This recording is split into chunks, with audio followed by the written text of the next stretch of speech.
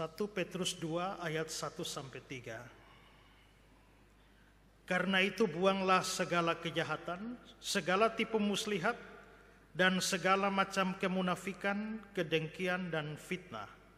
Dan jadilah sama seperti bayi yang baru lahir, yang selalu ingin akan air susu yang murni dan yang rohani, supaya olehnya kamu bertumbuh dan beroleh keselamatan, jika kamu benar-benar telah mengecap kebaikan Tuhan.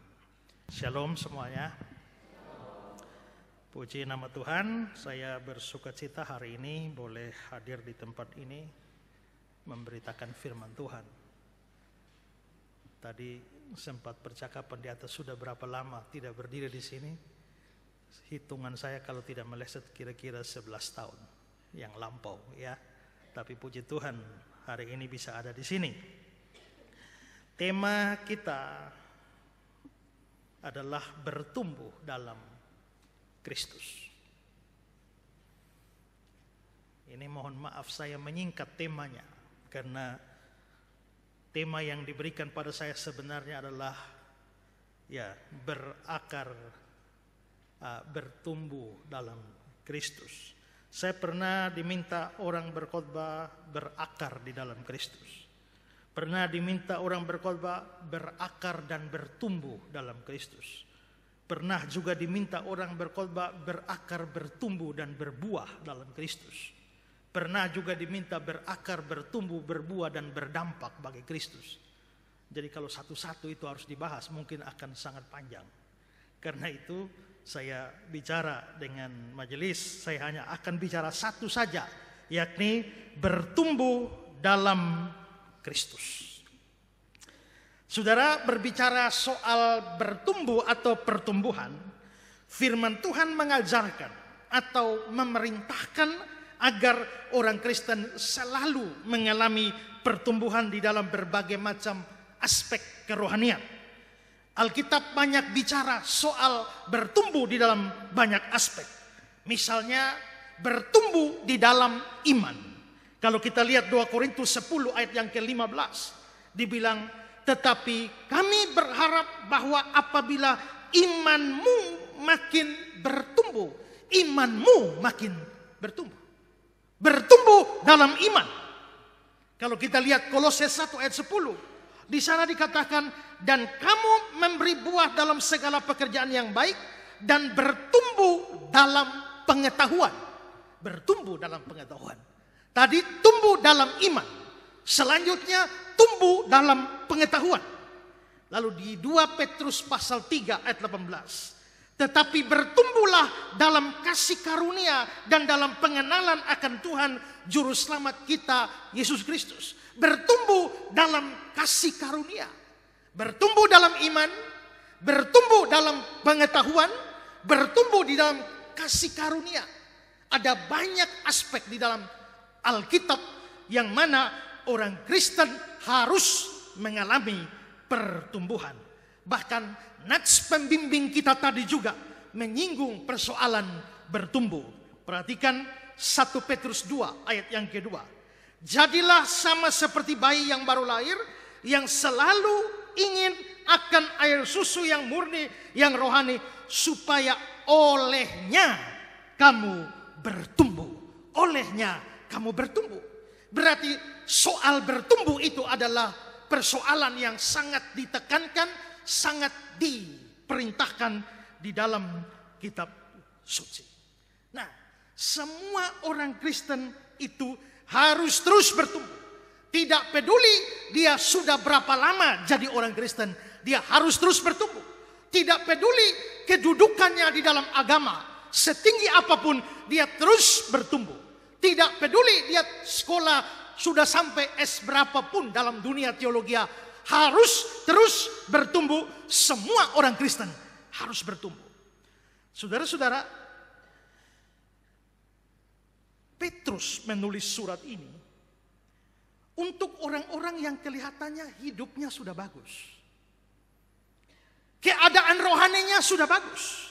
Bagusnya rohani dari penerima surat Petrus ini terlihat dari pasal 1 ayat 22 dan 23. Dibilang begini, karena kamu telah menyucikan dirimu Mereka sudah menyucikan diri oleh ketaatan kepada kebenaran. Mereka taat kepada kebenaran. Sehingga kamu dapat mengamalkan kasih persaudaraan. Mereka mengamalkan kasih persaudaraan dengan tulus ikhlas. Hendaklah kamu sungguh-sungguh mengasihi dengan segenap hatimu. Karena kamu telah dilahirkan kembali. Mereka telah lahir baru. Bukan dengan benih yang fana, tapi dari benih yang tidak fana oleh firman yang hidup dan yang kekal. Mereka sudah menyucikan diri. Mereka sudah dilahirkan kembali. Mereka sudah taat dalam kebenaran. Mereka sudah mengamalkan kasih persaudaraan. Artinya hidup orang-orang ini sudah bagus. Hidup orang-orang ini sudah rohaninya sudah luar biasa. Meskipun demikian, saudara-saudara, tetap ada nasihat supaya mereka terus bertumbuh. Itu berarti tidak ada tingkat rohani macam apapun yang membebaskan seorang dari persoalan bertumbuh. Mau junior harus bertumbuh. Mau senior harus bertumbuh. Baru 1 minggu jadi orang Kristen harus bertumbuh. Sudah tua, sudah 50 tahun jadi orang Kristen harus terus bertumbuh. Tidak ada satu usia, tidak ada satu tingkat kerohanian, tidak ada satu tingkat pelayanan atau jabatan pelayanan yang bisa membebaskan orang Kristen dari kewajiban untuk bertumbuh. Semua orang harus bertumbuh. Jadi anak yang baru mulai masuk katekisasi, jangankan itu, sekolah minggu harus bertumbuh. Tapi yang sudah usinda, usia indah pun harus bertumbuh. Pak Pendeta mau bertumbuh bagaimana? Sudah tua begini? Iya, secara fisik sudah tua. Tapi secara rohani, tidak peduli usia tua, harus terus bertumbuh. Kita baru stop mengalami pertumbuhan setelah jadi almarhum. Maka bertumbuh di dalam Kristus, bertumbuh di dalam hal rohani, sifatnya wajib bagi orang Kristen. Nah, saya terkait dengan ini saya mau bicarakan 2 hal. Pertama adalah syarat pertumbuhan. Ketika kita berbicara tentang pertumbuhan secara rohani, Petrus menyisipkan semacam persyaratan di sana. Apa syaratnya? Mari perhatikan ayat 2 dan 3 bacaan kita tadi. Olehnya kamu bertumbuh dan beroleh keselamatan jika kamu benar-benar telah mengecap kebaikan Tuhan. Dengan kata lain begini, kamu baru bisa bertumbuh kalau kamu sudah benar-benar mengecap kebaikan Tuhan. Kalau kamu tidak sungguh-sungguh mengecap kebaikan Tuhan, kamu tidak bisa bertumbuh. Apa yang kamu buat atau apa yang diperbuat padamu tidak bisa membuat kamu bertumbuh. Kalau kamu tidak benar-benar mengecap kebaikan Tuhan. Nah, apa artinya benar-benar mengecap kebaikan Tuhan? Bukankah semua orang mengecap kebaikan Tuhan? Orang kafir sekalipun sebenarnya mengecap kebaikan Tuhan. Kalau kita lihat contoh Matius 5 ayat 45, dikatakan di sana, Bapamu yang di sorga yang menerbitkan matahari bagi orang jahat dan orang yang baik, menurunkan hujan bagi orang yang benar dan orang tidak benar. Bapamu di surga menerbitkan matahari, menurunkan hujan. Apakah matahari dan hujan hanya bisa dinikmati oleh orang percaya? Tidak. Orang kafir pun, ateis pun, komunis pun, animisme pun, bukankah semuanya dapat matahari dari Tuhan? Bukankah semuanya dapat hujan dari Tuhan? Bukankah semuanya mendapat napas hidup dari Tuhan, makan minum dari Tuhan? Jangankan itu, binatang-binatang saja mengecap kebaikan Tuhan karena mereka menerima semua makanan dari Tuhan. Berarti kalau hanya bicara soal mengecap kebaikan Tuhan, semua kita mengecap kebaikan Tuhan. Percaya atau tidak percaya, mengakui atau tidak mengakui, semuanya mengecap kebaikan Tuhan. Orang yang tidak pernah ke gereja pun ya tetap mengecap kebaikan Tuhan. Orang yang ke gereja 1 tahun 1 kali pun, seperti kata pendeta Rap-Rap,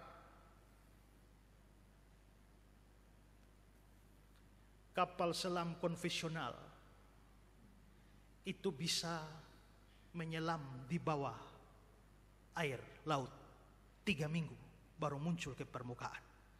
Tapi Amerika bikin kapal selam yang lebih canggih, bisa menyelam di bawah laut 3 bulan baru muncul. Tapi kapal selam orang Kristen lebih canggih, dia bisa menyelam 11 bulan. Mulai habis tahun baru dia selam, nanti pas Natal baru dia keluar. Tapi orang seperti itu pun bukankah mengecap kebaikan Tuhan? Tidak ada makhluk yang tidak mengecap kebaikan Tuhan. Tapi di sini dikatakan yang benar-benar, ya. Dikatakan dalam teks tadi, ya. Jika kamu benar-benar telah mengecap kebaikan Tuhan. Apa artinya benar-benar di sini? Kalau orang kafir saja bisa kecap kebaikan Tuhan. Kalau binatang, tumbuhan saja, seluruh makhluk bisa mengecap kebaikan Tuhan. Lalu mengapa disebut benar-benar? Maksudnya begini. Kebaikan Tuhan itu ada kebaikan yang sifatnya umum. Napas hidup, makan minum, hujan, matahari, dan lain sebagainya. Kita menikmati segala macam kebaikan Tuhan. Saya kemarin ditanya, Pak Pendeta, dunia ini, alam semesta ini begitu luas. Tata surya kita begitu luas. Ada Mars, ada Pluto, ada Uranus, dan lain sebagainya. Tapi mengapa Tuhan hanya menempatkan kita di bumi ini saja? Saya jawab bahwa dunia ini, alam semesta memang luas. Tapi sepanjang yang kita ketahui sekarang, dunia atau bumi masih merupakan hunian terbaik bagi kita. Sekarang ada bumi kita di sini. Ada bulan di sini. Dan jarak bumi dan bulan dengan kecepatan cahaya itu cuma 1,3 detik. Kalau seandainya kita bisa naik pesawat kecepatan cahaya, cahaya itu lari 300.000 km per detik. Sampai bulan 1,3 detik. Bulan ada di atas bumi kita dalam jarak seperti itu. Seandainya bulan diturunkan dikit. Ingat, posisi bulan mempengaruhi pasang surut air laut. Makanya kita bilang, air pasang, air surut, air laut naik. Seandainya bulan turun dikit, maka air pasang ini yang sekarang tidak bahaya, itu akan merendam seluruh bumi 2 kali sehari. Maka kita akan mengalami tsunami 1 hari 2 kali. Kalau bulan turun. Tapi ternyata tidak kan? Artinya bulan itu tetap dalam jaraknya. Semua itu kebaikan Tuhan. Kalau memang kebaikan Tuhan sifatnya umum, lalu ketika dikatakan di sini kamu benar-benar telah mengecap kebaikan Tuhan, ini pasti bicara kebaikan Tuhan yang lain yang tidak dinikmati oleh binatang, oleh tumbuhan, oleh orang-orang kafir, oleh orang-orang yang tidak percaya Yesus. Kebaikan macam apa? Kebaikan yang bersifat rohani dan kekal. Orang kafir bisa dapat hujan, dapat matahari, dapat makan, minum, air, napas hidup. Tapi tidak pernah mendapatkan penebusan. Tidak pernah mendapatkan pengampunan dosa. Tidak pernah mendapatkan perdamaian dengan Allah. Sebesar-besarnya kasih Tuhan. Sebesar-besarnya kebaikan Tuhan dalam aspek jasmaniah. Tapi kebaikan Tuhan yang bersifat rohani itu jauh lebih besar. Makanya Yesus bilang, apa artinya seorang punya isi dunia tapi kehilangan nyawanya? Berarti berkat pengampunan dosa, berkat penebusan,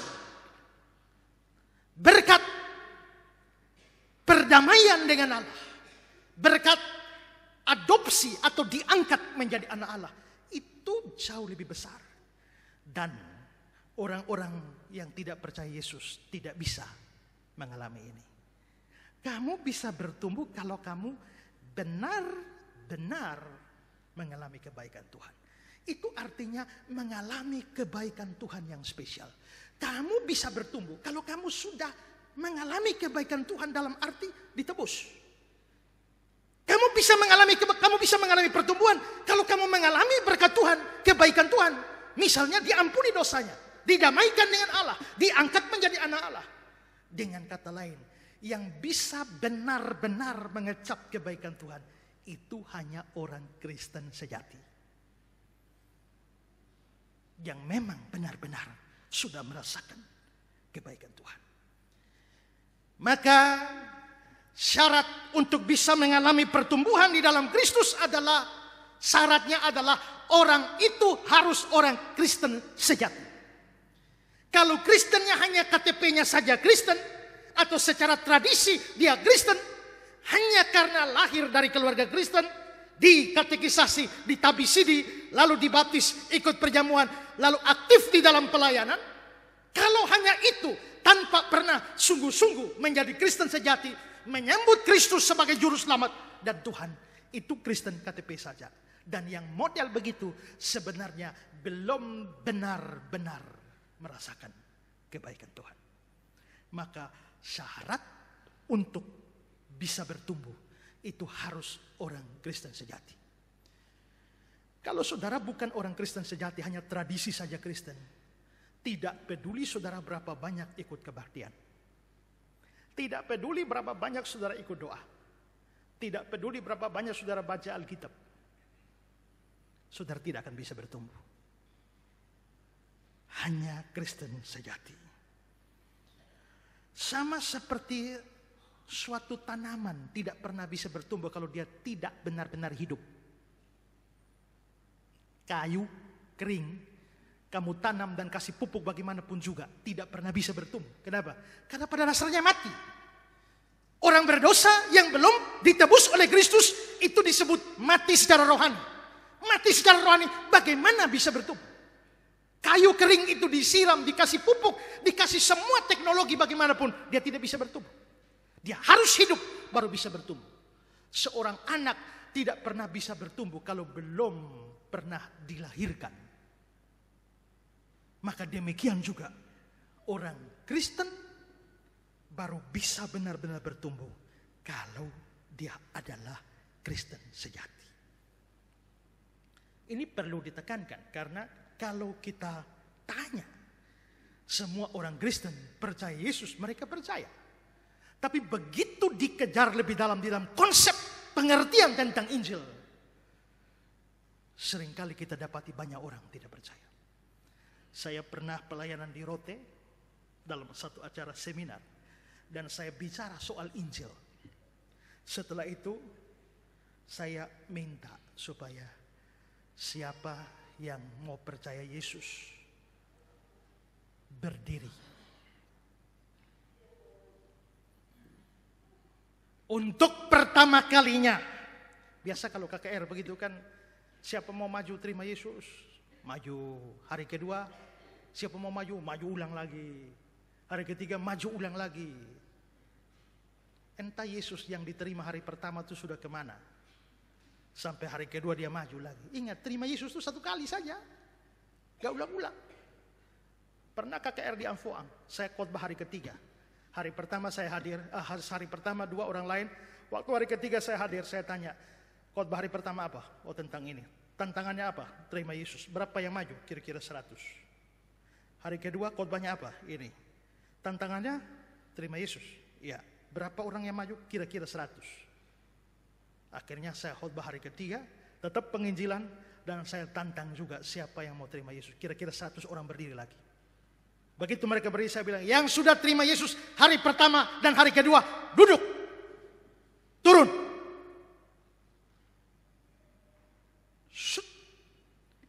Kira-kira sisa 10 orang. Yang sudah pernah terima Yesus dari sekian tahun yang lampau, turun, duduk. Hanya yang baru pertama kali mau terima Yesus tetap berdiri. Ada 7 orang.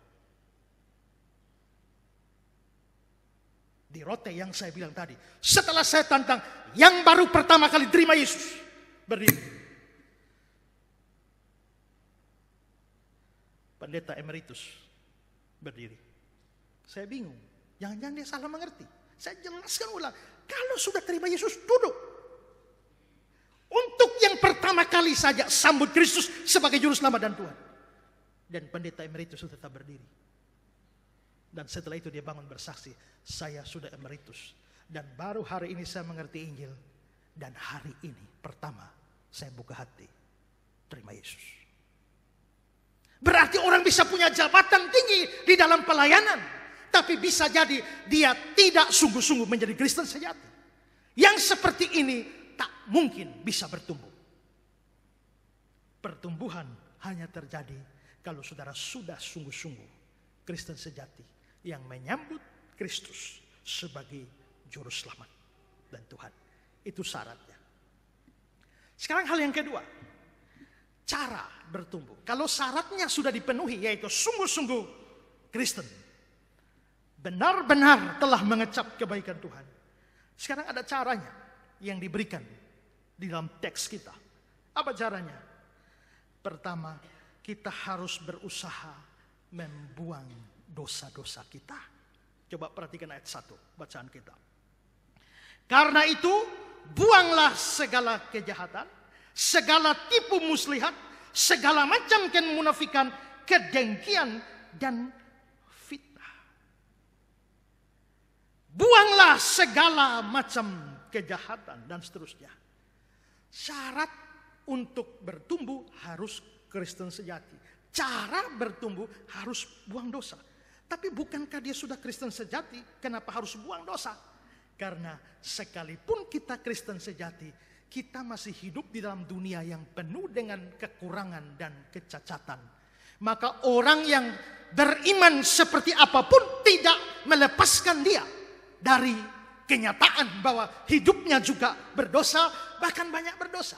Nuh dikatakan dia orang yang tak bercacat celah di antara orang-orang sezamannya. Itulah sebabnya dunia dibinasakan, Nuh dan keluarganya diselamatkan. Tapi begitu turun dari Batra, apa yang terjadi? Nuh minum mabuk. Orang seperti Nuh bisa jatuh di dalam dosa kemabukan. Abraham dikenal sebagai bapak segala orang beriman. Kita tidak meragukan iman Abraham. Tapi kok bisa jatuh pada poligami? Kau ini Hagar. Kau ini Sarah. Belum lagi Gundik, Keturah, dan lain sebagainya. Orang seberiman Abraham, bapak segala orang beriman, ternyata juga poligami. Tidak ada yang meragukan kerohanian Daud. Seorang yang begitu dekat di hati Allah. Tapi ternyata bisa jatuh dalam perzinahan.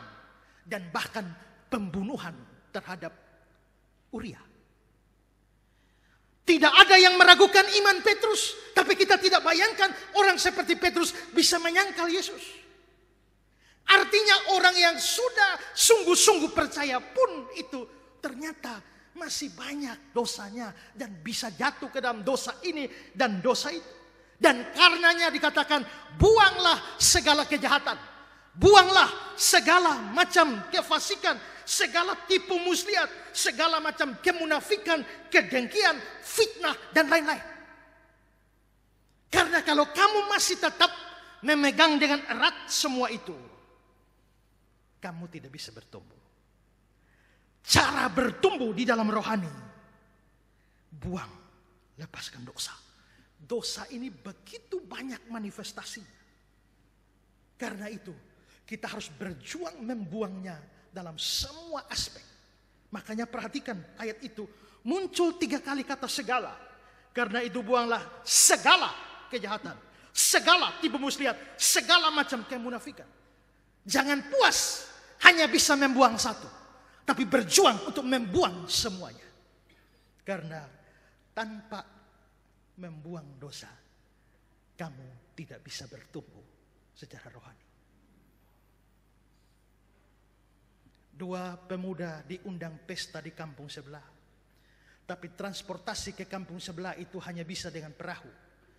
Maka mereka berdua naik perahu sampan. Pergi hadiri undangan di kampung sebelah. Pesta nikah. Setelah naik perahu, mereka dua mendarat di sebelah, hadiri pesta. Pesta begitu meriah, makan, minum, menyanyi, dansa-dansa. Lalu mereka minum-minum sampai akhirnya mabuk. Hampir siang, pesta sudah bubar. Dua orang ini setengah mabuk, tapi siap kembali pulang ke kampungnya. Setelah itu mereka pergi ke laut, ambil perahunya dan dayung pulang ke kampungnya. Tapi mereka dayung-dayung rasanya lama sekali tidak sampai-sampai kampung mereka. Mestinya jarak normal itu hanya setengah jam sudah sampai. Ini sudah 1 jam, 2 jam. Mereka tidak sampai-sampai juga. Makin kuat mereka dua dayung. Tapi tidak sampai-sampai. Sampai matahari sudah muncul dari hampir siang. Matahari sudah muncul. Mereka tidak sampai juga. Mereka dua heran. Kenapa tidak sampai-sampai? Begitu matahari, begitu terang. Mabuk mulai hilang. Mereka lihat. Astaga. Mereka dua dayung. Tapi tali jangkar belum lepas. Masih ikat di pohon. Ya, maka dua dayung. Dayung sekuat apapun tidak akan sampai sepanjang ikatan belum lepas. Begitu juga mau berjuang bagaimanapun juga untuk pertumbuhan rohani. Saudara tidak akan bertumbuh secara rohani kalau ada dosa yang belum dilepaskan. Kita tidak bebas dari dosa. Hari-hari kita berdosa. Itulah sebabnya kenapa kita selalu datang pada Tuhan memohon pengampunan dosa. Tapi lebih daripada itu, memohon pengampunan dosa harus disertai dengan tekad untuk lepas atau membuang dosa itu.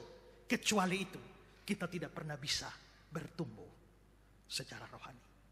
Maka masing-masing boleh merenungkan, apakah ada dosa yang saya pegang dengan erat-erat di dalam hidup saya. Itu pasti menghambat pertumbuhan rohanimu. Buanglah segala macam kejahatan. Ini cara pertama.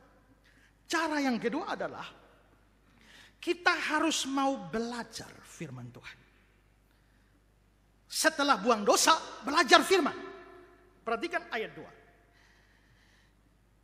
Jadilah sama seperti bayi yang baru lahir, yang selalu ingin akan air susu yang murni dan rohani. Saudara, air susu yang murni dan rohani itu bicara soal firman. Tapi ada hubungan dua hal ini. Buang dosa, lalu menginginkan susu rohani, yaitu firman. Buang dosa, lalu ingin firman. Kenapa dua hal ini diberikan? Karena saudara-saudara, dua hal ini berhubungan. Kalau orang tetap memegang dosa, kerinduan akan firman pasti berkurang, bahkan hilang. Ini kata kitab suci dan kata pengalaman setiap orang yang pernah berjuang melawan ini. Kerinduan akan firman akan terus menurun sepanjang orang belum melepaskan dosa-dosanya. Maka buang dosa saja tapi tidak menyukai firman tidak akan bisa bertumbuh. Menyukai firman tapi tidak buang dosa tidak bisa bertumbuh. Dan sebenarnya orang yang hidup di dalam dosa tak mungkin sungguh-sungguh menginginkan firman. Tidak bisa.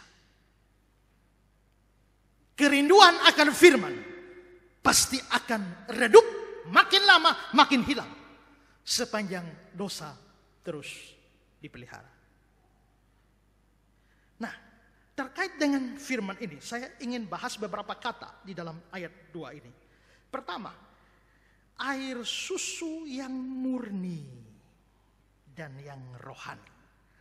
Tekanan saya pada kata yang rohani. 1 Petrus 2 ayat 2 itu ya.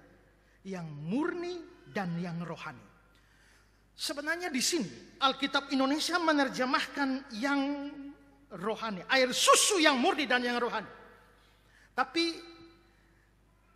kalau saya berikan perbandingan terjemahan, RSV misalnya dibilang susu rohani yang murni. New International Version, susu rohani yang murni. King James, susu firman yang murni. New American Standard Bible, susu firman yang murni. Saya condong mengikuti terjemahan King James dan juga New American Standard Bible yang memilih terjemahan firman. Jadi susu di sini itu adalah firman. Jadi sama seperti bayi yang untuk pertumbuhannya membutuhkan susu, begitu jugalah orang Kristen. Kalau mau bertumbuh itu butuh susu firman. Di sini firman itu diibaratkan seperti susu. Maka pertumbuhan seperti pertumbuhan bayi tergantung susu. Demikianlah pertumbuhan rohani itu tergantung pada firman. Orang bertumbuh secara rohani bukan dari praise and worship-nya. Orang bertumbuh secara rohani bukan dari musiknya. Orang bertumbuh secara rohani bukan dari liturginya. Orang bertumbuh secara rohani bukan dari kemewahan gedungnya, tapi dari firman. Bukan berarti praise and worship, bukan berarti gedung, bukan berarti musik, bukan berarti liturgi. Itu tidak penting. Itu penting, tapi aspek yang paling penting dalam pertumbuhan itu firman. Karena itu jangan mengutamakan praise and worship lebih daripada firman. Jangan mengutamakan penekanan liturgi lebih daripada firman. Jangan menekankan musik lebih daripada firman. Saya hadir dalam satu kebaktian. Firmannya pendek sekali, tapi menyanyinya panjang sekali. Coba kalau banyak lagu baik, satu lagu diulang. Saya ingat dulu lagu. Sinar kemuliaan-Mu Bapa memenuhi sekelilingku. Ujungnya, ku ingin tetap di sini menikmati bait-Mu. Ku ingin tetap di sini dan memandang indah wajah-Mu. WL-nya bilang sekali lagi, ku ingin tetap di sini. Sekali lagi, ku ingin tetap di sini. Oh saudara-saudara, sekali lagi, ku ingin tetap di sini. Saya hitung. Ku ingin 2, 3, 11, 12, 13. Ku ingin tetap di sini. Ku ingin tetap di sini. Sekali lagi, ku ingin tetap di sini. Dalam hati saya sudah tidak ingin tetap di sini. Dan meninggalkan tempat itu. Menyanyi terlalu banyak. Tapi firman sangat sedikit ditekankan. Pertumbuhan itu dari susu firman. Maka di dalam kebaktian firman harus lebih ditekankan dari segala aspek yang lain.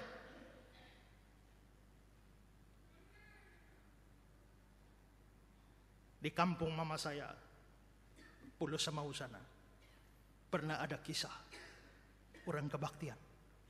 Sudah selesai doa berkat, orang sudah pulang. Tiba-tiba majelis kejar jemaat.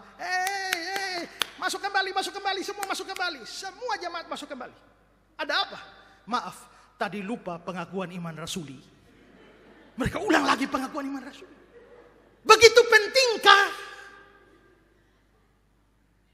pertumbuhan rohani? Itu tergantung susu firman. Kalau gereja, kalau jemaat mau bertumbuh, aspek yang lain penting diperhatikan. Tapi firman itu harus yang paling utama. Saudara lihat gereja-gereja Protestan. Mengapa mimbar itu posisinya paling tengah? Kenapa tidak di pojok sana, di pojok sana? Itu ada makna simbolisnya. Bahwa firman, mimbar tempat beritakan firman, itu center dari ibadah itu. Kalau ketemu ada mimbar di pojok mungkin karena ruangannya lagi renovasi. Atau bagaimana ya. Tapi pada umumnya di tengah sebagai sentral dari ibadah. Maka firman harus ditekankan. Kedua, saya mau jelaskan kata murni. Perhatikan di ayat 2 itu ada air susu yang murni. Kalau air susu itu firman, Itu berarti firman yang murni. Kalau bayi mau bertumbuh, kasih dia air susu yang murni.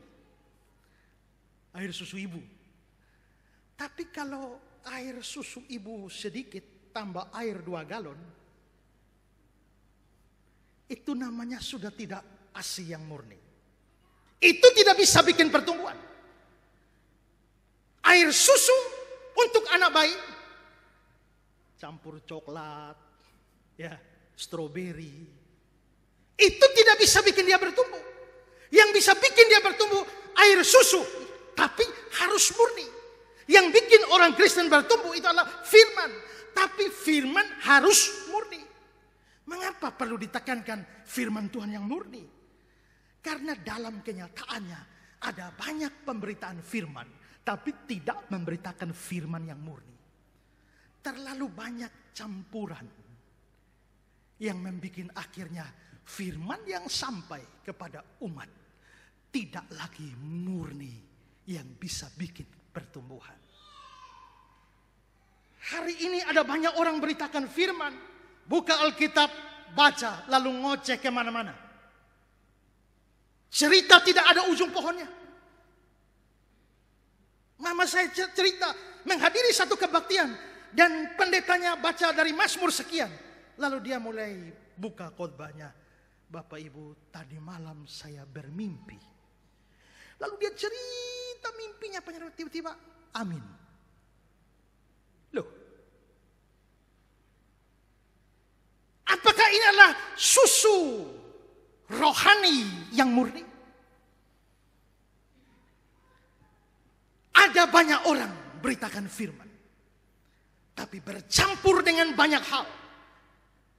Campurannya bahkan terlampau banyak, sehingga justru susu rohani itu kadarnya hanya sekian persen. Apa kira-kira orang mencampur firman? Orang bisa mencampur firman dengan segala macam lelucon di dalam pemberitaan. Saya bukan anti orang ketawa kalau dengar firman. Tapi kalau ketawanya dan leluconnya 90%, lalu firman yang diberitakan cuma 10%. Ini sudah bukan susu rohani yang murni.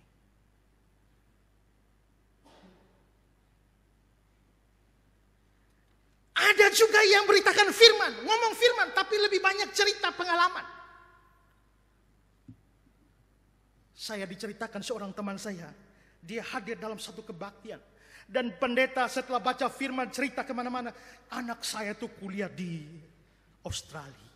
Cerita panjang tentang anaknya. Anak saya yang kedua ada di Kanada. Cerita panjang anaknya. Anak ketiga saya ada di Amerika. Cerita panjang pekerjaannya, rumah tangganya, keluarganya. Lalu amin. Setelah selesai kebaktian, pendeta ke depan, jemaat keluar dan bersalam-salaman. Lalu teman saya ini pegang tangan pendeta, Pak Pendeta terima kasih. Dengan mendengar khotbah Bapak, saya menjadi lebih mengenal anak-anak Bapak. Soalnya anak Bapak yang diceritakan mendominasi seluruh pemberitaan. Ini menjadi air susu rohani, tapi tidak murni. Ilustrasi oke, cerita oke, itu mendukung pemberitaan firman. Tapi sifatnya harus minor. Apa yang dinyatakan firman, itu yang harus diungkapkan lebih tinggi. Yang kurang penting itu, kalau ditekankan secara berlebihan, itu membuat yang penting itu terabaikan. Saudara lihat, kalau nonton tinju, antar ronde itu ada apa? Mau ronde 3 ke ronde 4, itu ada apa? Di atas panggung. Ada ronggil yang membawa. Ini kan? Mau masuk ronde 4, dia maju. Tujuannya dia ada di situ apa?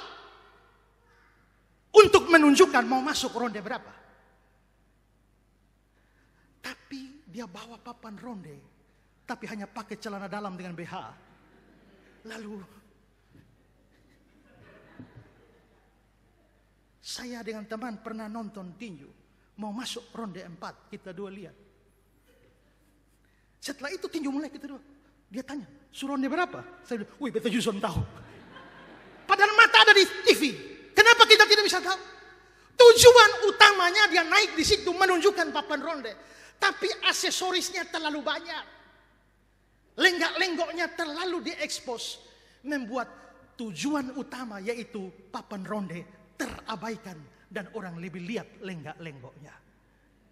Cerita-cerita, pengalaman-pengalaman itu penting mendukung pemberitaan. Tapi jangan terlampau banyak sampai orang pulang gereja lebih ingat leluconnya daripada firmannya. Bagaimana orang bisa bertumbuh dari hal itu. Ingat, orang bertumbuh dengan susu rohani. Tapi susu rohani itu harus murni. Itu baru bisa bikin pertumbuhan. Sekarang perhatikan yang ketiga. Dan jadilah sama seperti bayi yang baru lahir yang selalu ingin. Perhatikan ayat ini, ada dua kata. Jadilah dan ingin. Di sini yang dijadikan kata perintah adalah jadi. Jadilah. Sebenarnya dari bahasa asli perintahnya bukan jadilah. Perintahnya terletak pada ingin. Misalnya dalam versi King James, as newborn babies desire. Seperti bayi yang baru lahir, inginkanlah. Jadi bukan jadilah, tapi inginkanlah. Maka di sini kita bisa lihat bahwa ada perintah. Memang ada susu rohani yang murni, tapi kamu itu harus menginginkannya. Kalau saya tadi bicara susu rohani yang murni, dan saya menyoroti aspek pengkhotbah atau pemberitaan yang kadang mencampur firman dengan terlalu banyak aksesoris lain. Tapi di sini tekanannya pada pendengar. Pendengar itu harus menginginkan yang murni. Kalau pengkhotbahnya tidak memberikan yang murni, jemaat juga tidak menginginkan yang murni. Lalu mau bertumbuh bagaimana? Inginkanlah. Saudara harus berpikir hari ini mendengar firman. Sesuatu yang baru apa yang saya dapat? Sesuatu yang baru apa yang bisa membuat iman saya bertumbuh kalau saya mendengar firman? Cari. Hari ini kalau orang memang punya kerinduan firman, terlalu banyak akses bisa didapat. YouTube bertebaran, biarpun yang miring-miring juga ada. Tapi yang lurus-lurus dan bagus-bagus juga ada. Sepanjang orang rindu akan firman Tuhan yang murni, dia pasti akan mendapatkannya. Kerinduan yang lain bisa Tuhan tidak kabulkan.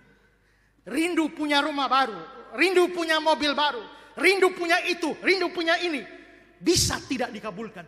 Tapi kalau orang rindu firman, tidak mungkin tidak dikabulkan.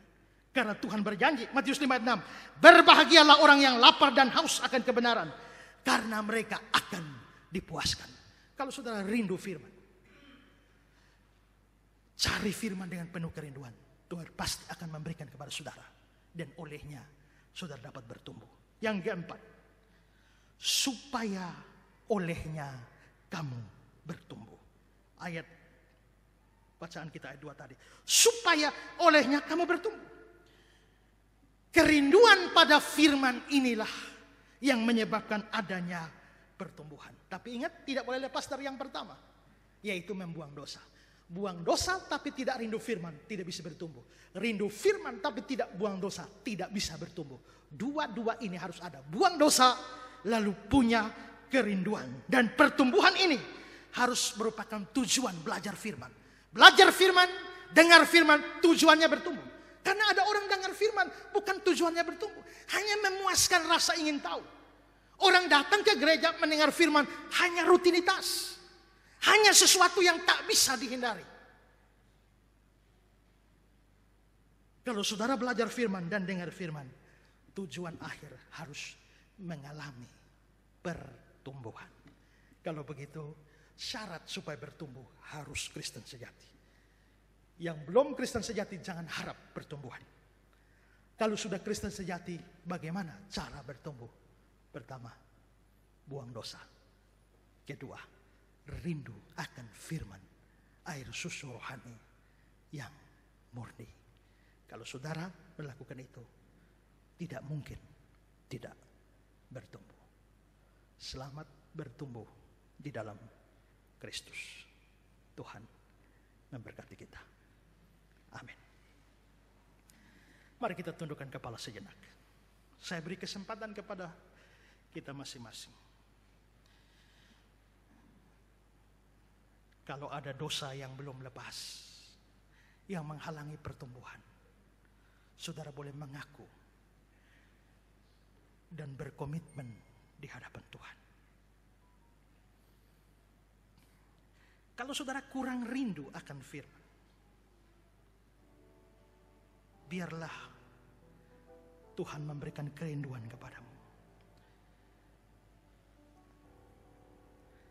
Apakah saudara merindukan firman Tuhan yang murni, air susu yang murni dan rohani itu?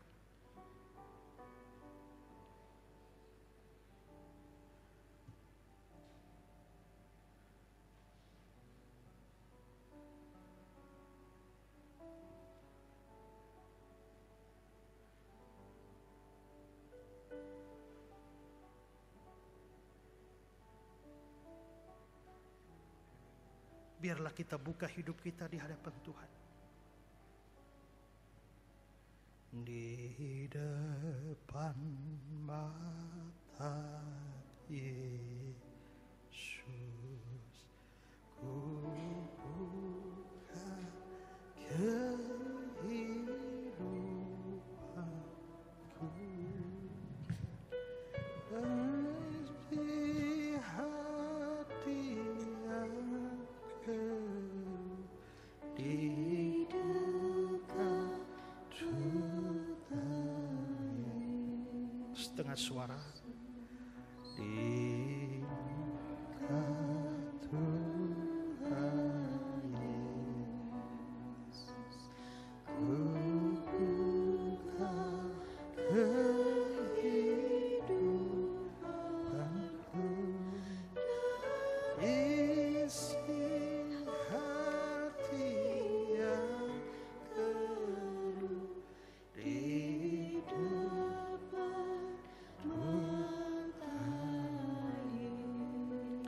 Tuhan. Ini kami di hadapan Tuhan. Kami buka isi hati. Hanya Tuhan yang tahu hidup kami. Kalau ada dosa yang belum kami buang, mampukanlah kami membuang dosa-dosa itu. Dan berilah kerinduan rohani. Rindu akan firman. Firman yang murni. Yang olehnya kami dapat bertumbuh. Tolong kami untuk mampu melakukan firman ini. Dalam nama Yesus kami berdoa. Amin.